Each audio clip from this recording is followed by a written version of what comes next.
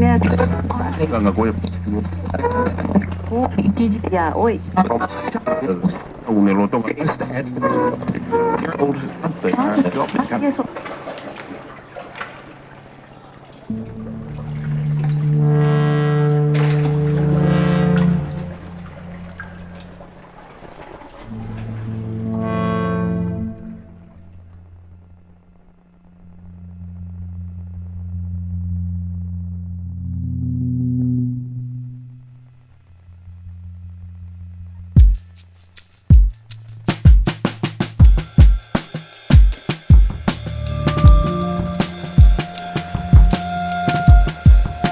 Breaking news చూస్తున్నాం. Deccan Chronicle ప్రమోటర్లకు ED shock ఇచ్చింది. డెక్కన్ క్రానికల్ ప్రమోటర్లను ఈడీ తాజాగా అరెస్ట్ చేసింది.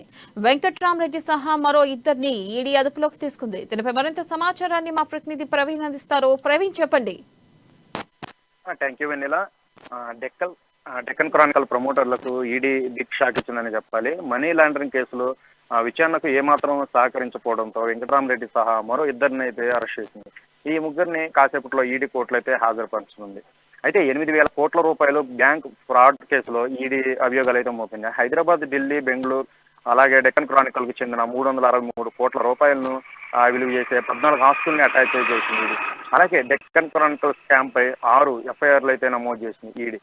వెంకటరామరెడ్డి అప్పుల పర్వం 2005లోనే మొదలైందనే చెప్పాలి వెన్నెల. ఆ తర్వాత 2009 నుండి 2011 మధ్య వందల కోట్ల రూపాయలు వేర్వేరు బ్యాంకుల నుంచి ఆయన సంస్థ డిహెచ్ఎల్ గా అప్పులు చేసింది.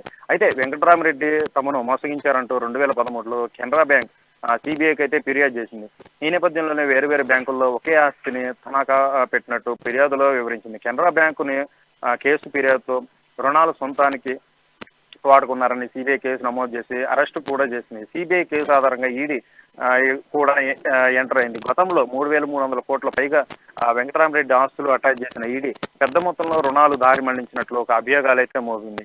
అయితే మొదట్లో విచారణకు హాజరైన వెంకటరామరెడ్డి అండ్ ఆ తర్వాత విచారణకైతే డుమ్మా కొట్టిన పరిస్థితి నెలకొంది. ఈ క్రమంలోనే మరోసారి విచారణకు పిలిచింది. విచారణకు ఏమాత్రం సహకరించకపోవడంతో వెంకటరామరెడ్డితో పాటు పీకే అయ్యర్ అలాగే మనీ ఉమెన్ లైన్ అయితే ఈడీ అరెస్ట్ చేసింది వెన్నెల.